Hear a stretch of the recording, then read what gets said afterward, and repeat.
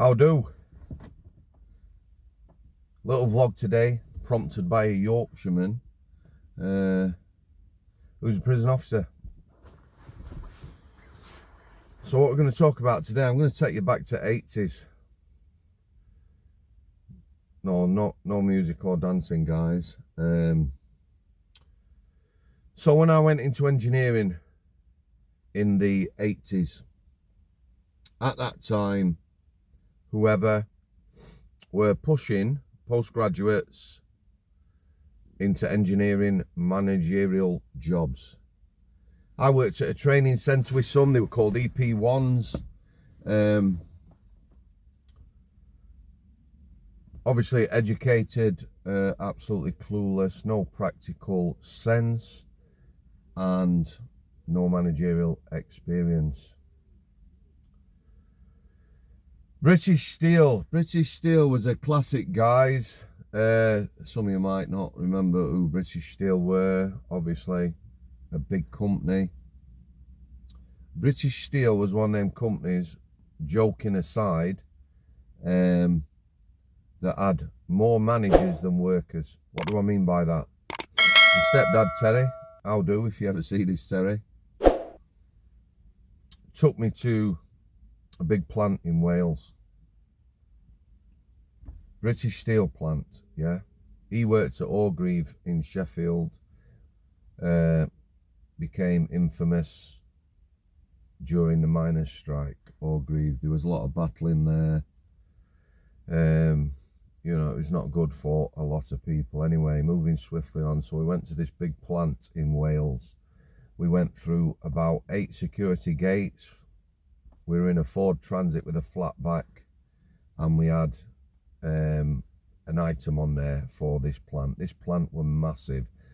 This British Steel plant had 400 vehicles inside that never left, that were literally registered 1, 2, 3, 4. It was that big that people drove around, trucks, wagons and cars and stuff like that. We arrived at a loading bay. Somebody told us that it was dinner time and very kindly showed us to a canteen. Massive. I don't know how many it held, must have been 400 seats. Anyway, we got some dinner. We returned to the vehicle. For about an hour, 3 or 4 or 5 or 6 managers turned up, and I mean 5 or 6 managers. One labourer who got on the back of this transit, very friendly chap. The other 6 managers didn't speak. Somebody signed some paperwork. They all watched as this item was unloaded, and then we were sent on our way. Yeah, that were British Steel. More managers than workers.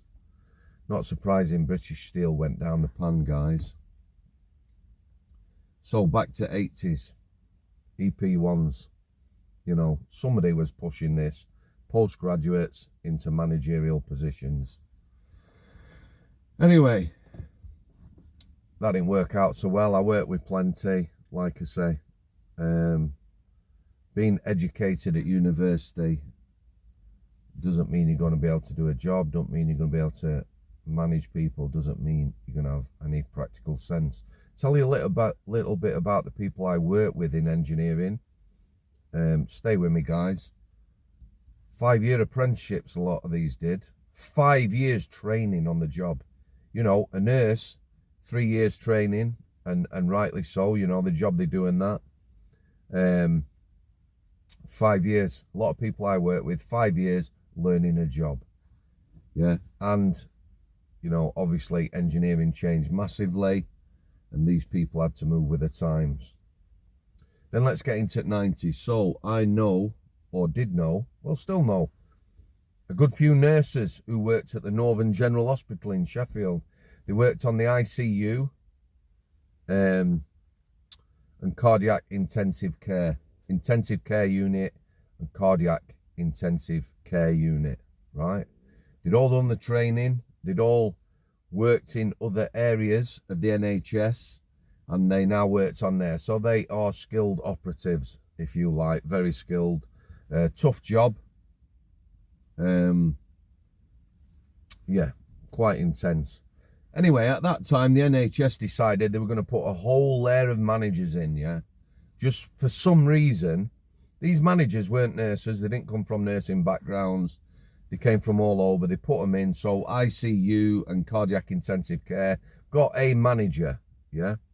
On a decent salary, no nursing background, no humanity, no empathy, no understanding, business person, yeah? So Joe Bloggs in bed 1, who's got a real bad heart problem, yeah? He needs 20 grand's worth of drugs a month. The drug he's going to be on to keep him alive is going to cost 20. Yeah, it gets me mad, this. You can tell I'm getting a little bit flustered. It gets me mad. Pisses me off.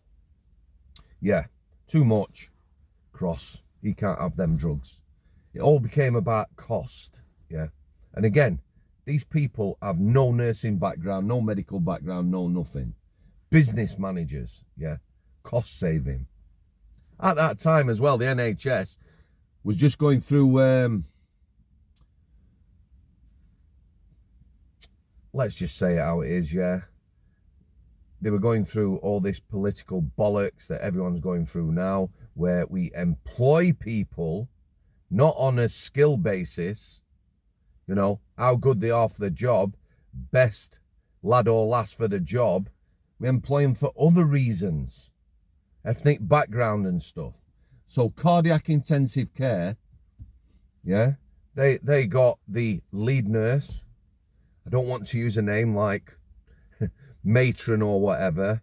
Yeah, I don't work in the nursing background, but this nurse was above all the other nurses I know. This nurse couldn't speak English, and every time there was an alarm bell and the crash cart, you know, somebody went into cardiac arrest or whatever, yeah, this nurse headed for the toilet or the restroom.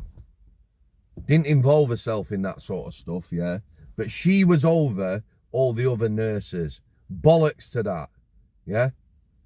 Employ people for their job skill, the managerial skills, and everything else.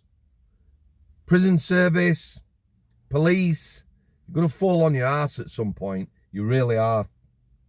You reap what you sow. Now, I'm not blaming prison service, police force, people up here that drive these agendas and come back down. So, out of them nurses, I don't know how many worked on there. There might have been 13 or something like that. Yeah, 6 of them are off to the private sector. They come out of nursing, come away from nursing. One of them I knew very well.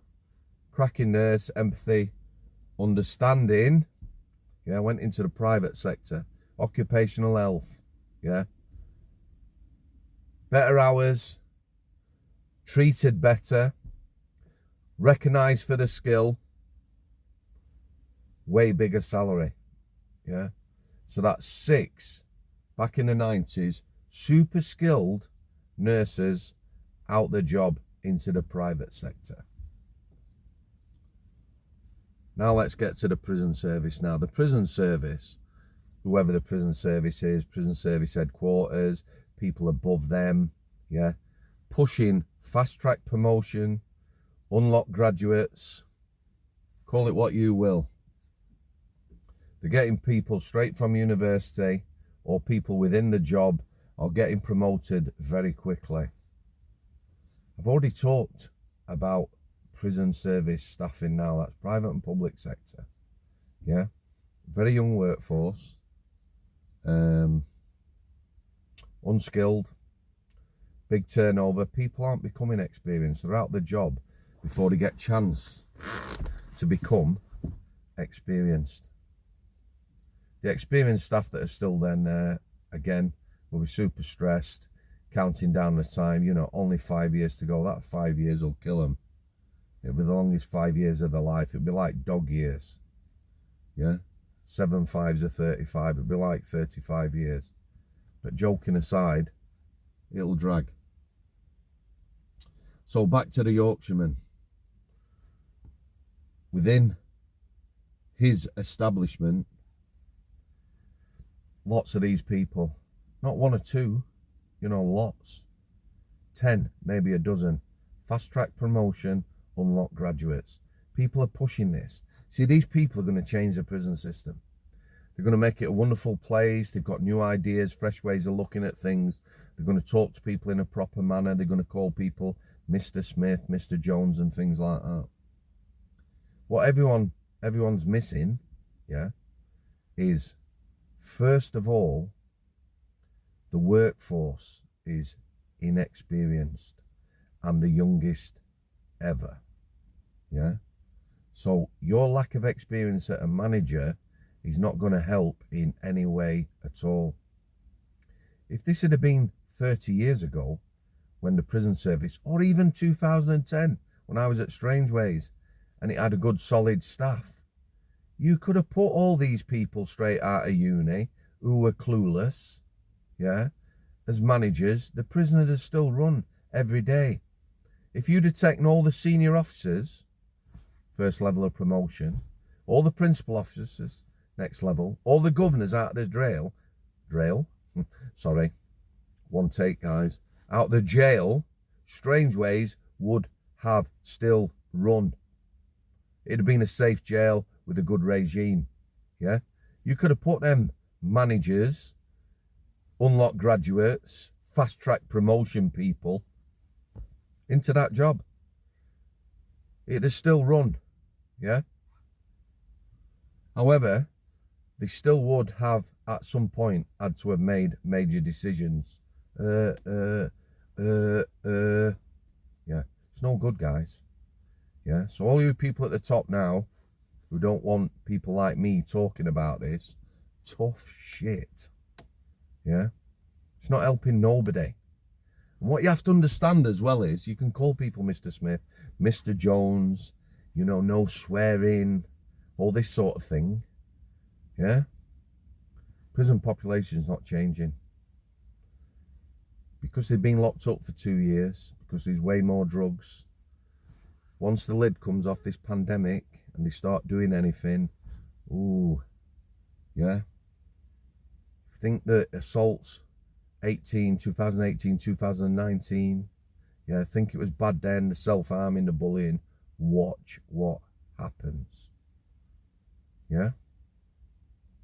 And you, all you people supporting fast track promotion, unlock grads, the stupid, ridiculous recruitment program. And again, talking to a couple of people in training now who are telling me, anybody, you walk through the door for training, you're passing, you're going on a landing, just recruiting anybody, it's going to be a disaster. Absolute disaster. So there you go, guys. Saw it in engineering in the 80s. Saw it in the 90s in nursing, you know that. The NHS. The NHS could probably take a whole layer of management out now, and it would probably function better. You know, because what you find out is that experienced staff know what to do. They know how to manage things. And like, I was put in positions where there was nobody there and I had to make decisions. You know, if I was on the healthcare and there's an incident going on, yeah, there's no manager, you make them decisions. Managers turn up when you've dealt and made them decisions. When incidents are underway or finished, that's when the managers used to turn up. Again, good prison manager, you need to care about the troops. So there you go, guys. That's today's little vlog. A little bit of a rant, but it is what it is. I'm hoping sometime in the next 20 years, people take their heads out of their asses, you know, and they start employing the right people for the job. They change training. Prison officer training needs to change drastically. It's outdated. Yeah. Get leader Bent Screw in prison college. Get Sean. Yeah, lost childhood. Get people who've been in prison. Yeah. Get some of these scary ex-prisoners in, so they know what they're going to be dealing with. Yeah, overhead projector, homework, tests, little bits of role play. Guess what? In role play, no one is coming at you like that, yeah? Or if they do, they know they're not going to hurt you. They're not going to assault you. They're not going to spit in your face, yeah? They're not going to have boiling hot water in a cup. Role play is what it is, yeah?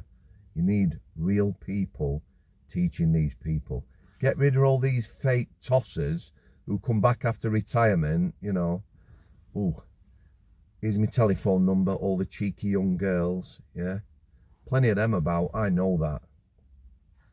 I tell you again, in prison right now, I would take an experienced business manager from outside prison over any fast-track promotion, unlock grad, or inexperienced governor.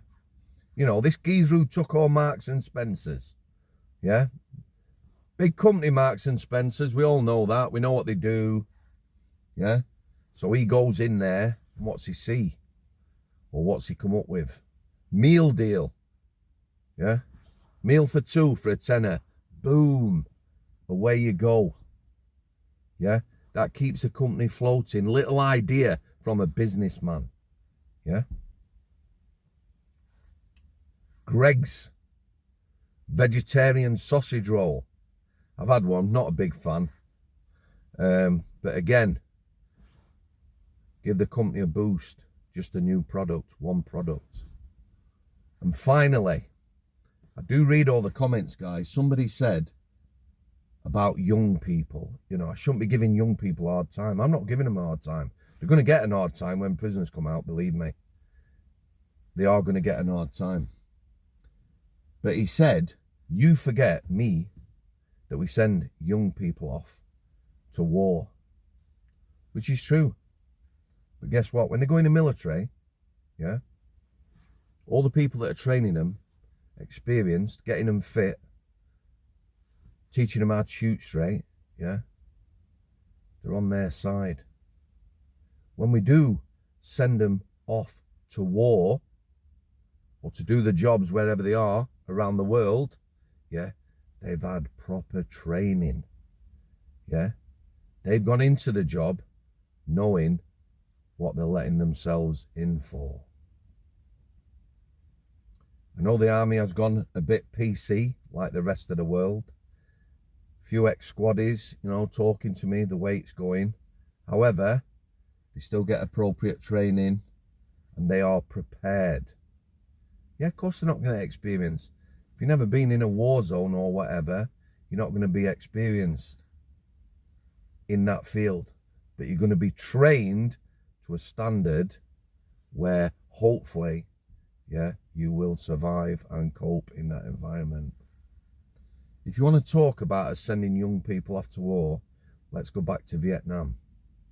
Yeah, that is a better comparison. American recruitment for Vietnam, we've all seen it. Yeah, people being drafted in, young, average age 19. There was a song, 19. Yeah, average age of Vietnam soldier, uneducated. A lot of them, a lot of young black lads were recruited and sent. For me, they saw them as a disposable item. Yeah, some people volunteered, most were drafted. Boom, here you go, green, there's a rifle, there's some bullets. We're putting you in a war zone, Vietnam. The Vietnamese Viet Cong, these American soldiers, 19-year-olds, average age, were fighting. That was like the prison population, yeah. Vietnamese, they had a purpose, yeah. They were ruthless. Not saying all prisoners are ruthless, but you'll see the comparison. And they were used to fighting in that terrain in jungle. So you've got experienced people with a purpose, fighting in a terrain they know. 19-year-olds, green, here's a rifle, away you go. Yeah, they got slaughtered. That's how it is, guys. Young prison officers, clueless. Corruption's going through the roof. Everyone's telling me that. Yeah. Maybe a dozen, 2 dozen prisoners in the last month just got out of prison messaging me. Mr. Samworth, You don't have to approach people now. Yeah, people are approaching prisoners. Do you need phones? I've said this before. I'm going to keep saying it. Yeah. So your corruption training, we all know you shouldn't take things into jail. Leader bench screw, all right, Lee, knew you shouldn't take things in. Yeah. It's all right telling people that in a training centre. Overhead projector, corruption training. Boring. Yeah. Okay, guys. Waffled on long enough today. Hope you're as well as can be. Take care, guys. Thanks for coming. I'll see you.